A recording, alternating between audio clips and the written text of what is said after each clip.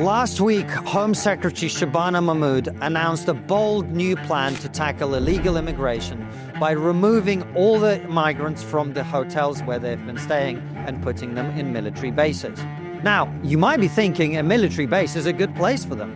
In fact, the term military base invokes a sense of safety, security, and a sense that this is a place where things are in order and under control. Sadly, as you're about to see, that could not be further from a very sinister truth. Welcome to Crowborough, a beautiful town on the border of Ashdown Forest. This was A.A. Milne's inspiration for Winnie the Pooh's 100-Acre Wood. As you'll see later in the video, the community here is close-knit. And one of the things that the people here have always enjoyed is a sense of safety and security for themselves and for their children, emphasized by the fact that the police station here is unmanned. Next month, the government plans to house 600 asylum seekers at this military camp here, and then they will be rotating hundreds more through the camp every 2 to 3 months. Now, a few things that you should know about this area. That bus stop right there, from that bus stop you can take a bus, you can make your way to Tunbridge Wells, which is the next town across, 15 minutes from here. Or you can take a bus to Brighton, which is an hour away, where just days ago, 3 men in their 20s were charged with raping a woman on Brighton's famous beach. All 3 have been confirmed by the Home Office to be asylum seekers from the Middle East, which is exactly the profile of the people who will be housed at this camp. You can see why people are so concerned.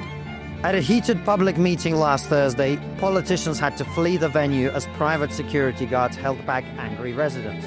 Behind me, you can see some worried locals who've assembled here to protest against these plans. We're going to go over, talk to them, talk to some of the local politicians as well, and show you what's going on. Hey guys, so what brings you here today? Just for the local community, for my children, my friends' children, just to ensure they're safe, it's friendly, there's lots of children here, and it's just to show that we're just unhappy and we're actually terrified. It's not anything else, we are all scared. It might seem like a stupid question, but just for people to understand watching this, what are you terrified about? It's the undocumented men, and it is such a huge saturation for a small area. My son is 11, he won't get to experience walking to school on his own. These 2, Amelia and Maisie, won't be able to walk to school easily on their own. We're very rural. It's going to be hard. I've got dogs that I have to walk them on my own. It's tough. And how do you feel? What would you like the government to do about this? What's your message to the government? Well, they've got to have a plan. They've got to stop the votes in the first place. We don't have a problem. This isn't racial. It's not about legal documented people coming here. They're in our community and they're lovely people. Some of them are as scared as what we are. It's just the fact that when the Home Office said when these men go missing after 5 days, they try to phone call them, and if they don't answer the phone, they just let them go. They're gone into God only knows where. Yeah, I can see why a lot of families would be concerned about something like that. Absolutely. Yeah, absolutely. It's scary. My daughter's got a DOV silver expedition on the Ashdown Forest in April. Well, how can they ensure their safety? They don't have a mobile phone with them, and they just have checkpoints. How can you let these young girls and boys up on the forest, when you don't know what's up there? It's scary. So I'm here with Andrew, one of the councillors here. Yep. Tell me a little bit about what's going on, why it's going on. So this is the 3rd week in a row where Crowborough has turned out to protest or demonstrate against a Home Office plan to house 600 illegal entrants or asylum seekers in a training camp on the edge of the town. It was without notice. The news broke on October the 28th in the press. The District Council leadership were informed on October the 10th, but they didn't tell anyone else, including myself, so I found out when everyone else found out. And you're an independent councillor here. What have you been hearing from people in the community about their concerns about what's going on? Well, I think the concerns are probably obvious to most people. Crowborough's a small town. It's a community that is very close-knit. And putting 600 people of unknown origin in a camp, which is actually going to be non-detained and open, is a concern for people. There is a bus stop directly outside that camp gate, which is used by a lot of children going to school in Uckfield. And it has direct links to both Uckfield and Tunbridge Wells, which is another town to the north of us. And it's a terrible, terrible plan. I mean, the secondary consideration is that this is a completely inappropriate place to house the migrants. The government wants to close asylum hotels, I understand that, but this is no cheaper than asylum hotels. That was confirmed by the minister. So I do not understand what the government is trying to do Well, here. it does seem a little bit like pass the parcel as well, because you've closed down the hotels, but if you put them in another place, which they can walk about freely from, what's the difference? Well, exactly. And I think the abstention rates are something like 10%. It's going to be 540 to 600 migrants. And if we take the lower end of that number, they'll be there on a 3-month cycle. So that'll be 2,200 people coming through the camp in 12 months, right? If there's a 10% abstention rate, that's 200 people that will just go missing into the community. They get £9 a week.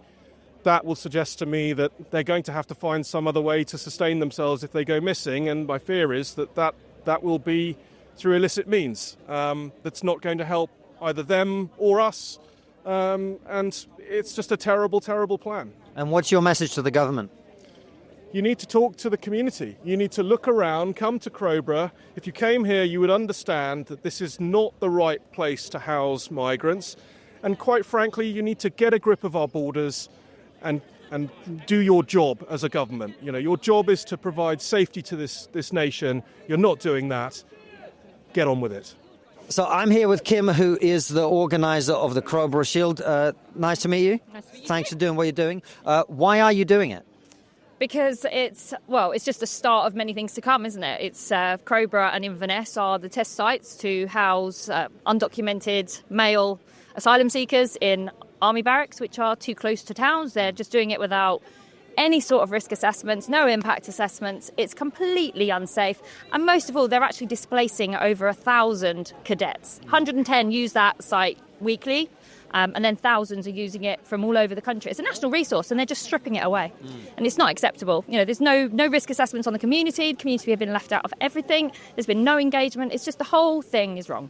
Yeah, and one of the things I've noticed walking around, as you know, I live just down the road, is how much of a sense of a community there is here. This is really, it's just where people live with their families. It's not just a random area for people to be dumped in. So is that part of the concern as well? I know there are a lot of schools next to the camp, and safety is obviously a big issue as well. Yeah, huge. I mean, this is on the edge of a forest. So you have got completely unlit and little parks, forest areas. So any crimes that do go on, they're going to go unheard and unstopped. And that is not acceptable. You've got schools, you've got churches. Other than that, there's nothing else here. It's a tiny little town on the edge of a forest. And actually, one of the things when I met the minister on Wednesday, what he said was one of the reasons they're trying to bring them out of the hotels is because it's too easy to hide illegal things, i.e. mopeds. So he thinks it's going to be easier to hide mopeds around a hotel, but you've got thousands of acres of woodland where you could hide a jumbo jet. So none of this makes sense. None of it is safe. None of it has been truly considered. And you mentioned your meeting with the minister. What's your communication with the government been like? How do you feel about that? I would say it's been non-existent. I managed to secure a meeting through our MP with the minister. So it was the MP and the minister and Mims Davis, I think, as well, for another area. That is literally the only communication we've had. Home Office have attended a couple of meetings, but they didn't give anything. Even when I met the minister, there was no information whatsoever.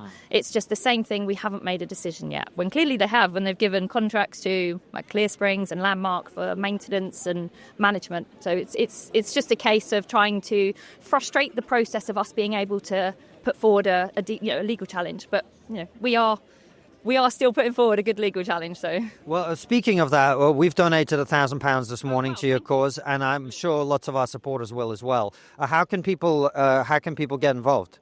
Donating is one of the biggest things. I wouldn't say it was a barrier, but it is a huge barrier moving forward. What will it achieve? What will it achieve if people help you?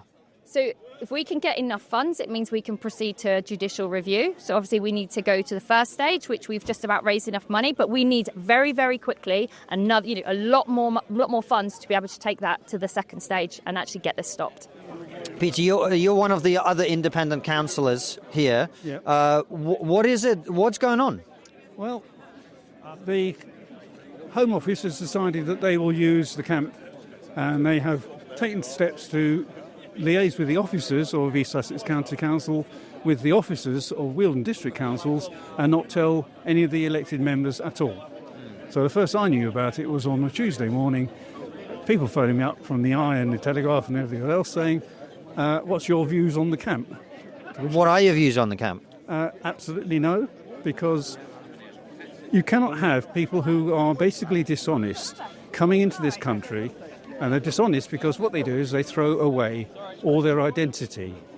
Now, if they were honest migrants or honest asylum seekers, they would keep their identity. They would be able to show, yes, we are the doctors and the nurses and all the rest of the good things, but they don't. So therefore, if they're coming into the country initially dishonestly, why? And you mentioned the doctors and engineers, and that's a line from one of the Green councillors here, who basically said that these people are all going to be... Is there any evidence of that? Well, no, they threw them all in the sea. Now, if I'd worked 7 years to get my medical certificate, I don't think I'd be throwing it in the sea, just like that. And if I was a brain surgeon or if I was an atomic scientist, I would want to have all my published papers with me. But they're not. One thing I wanted to point out, you can see behind me people in white T-shirts and also people with white numbers on them. The local residents have got 600 people with the numbers on them to demonstrate what 600 people in a small town like this actually looks like. And when you look around, this bit that you're seeing now, that isn't even half of it. So it's a very impressive thing to do visually, and it shows you just the scale of the problem this town is likely to experience.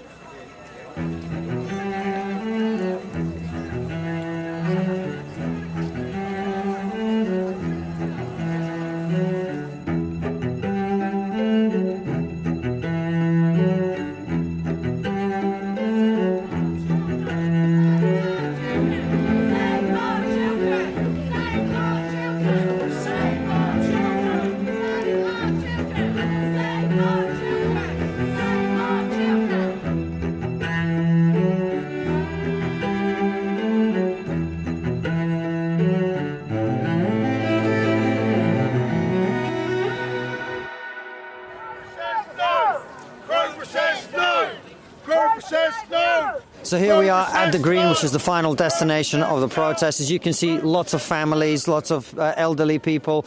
A lot of people I've spoken to here don't want to talk on camera, particularly if they've got young kids, if they've got a job, because it is a concern for a lot of people. But it's been really refreshing, actually. As you know, I go to a lot of protests to see a lot of family vibe, a lot of community vibe. That it really is who's here. Some politicians have joined in. I think a lot of parties were not asked to be here because they wanted to keep it apolitical. But as you can see, people are streaming in. The turnout has been amazing. Jack, maybe you can show people all the way out there what's going on. And it looks like there's some people we might be able to talk to. Hi there. Do you mind if we ask you a few questions about what's going on here? What's made you turn out on a Sunday morning? We've got 6 granddaughters between the age of 12 and 18, so we're really worried for their safety. We've got grandsons too, little grandsons. It's just really worrying. 600 men is a lot. I think the white T-shirts and numbers show that quite really well. Yeah, of course. At the moment, we can send them into the town, do their shopping, meet with friends, no problem at all. But if this comes about, then it's got to stop for their safety. Freedom. Our children are going to lose their freedom. Just so come a little closer if you don't mind. Our children are going to lose their freedom, so these guys can have theirs. I'm not racist at all, but they come across illegally, and that's my problem with it. Yeah, I definitely agree. It's just we've got to stick together, all come together for this reason. You know, sadly, yes, they need homes, but we cannot accommodate our infrastructure. Everything is totally wrong here. So let's hope this protest hits the right note to the right people. Well, speaking of the right people, what would be your message to the government? My government. Our own. Yeah. We've got servicemen that sleep rough on the streets that aren't housed, and yet we're housing these people that are coming across in small boats. It's madness. So what brings you to the protest with your little one as well? Well, we recently moved here. This news came a few days after we moved here. Wow. The reason we moved here was for a safer place to live. Yeah. Got a little one. And we just think it's insane. It's too many people, 600 for a town of 20,000, unchecked, unvetted. We're just scared about it, really. We just can't imagine it happening. Well, it must be really upsetting having just moved here because you thought it's a safe small town, right? How do you feel about it? I feel really nervous. I was looking forward to walking the dog in the forest, things like that, and it's just, I'm not really going to leave the house now. Hey, so what brings you here? Well, what brings me here really is the community here is just incredible. We had a similar situation just outside Bexhill at North Eye, which is going back a couple of years now, and it's what we achieved there. Hopefully we can achieve here. There's no reason why you can't, because when we were doing our campaign at North Eye, we were like a lone voice then. And fast forward a few years, and what you see around here today is just incredible.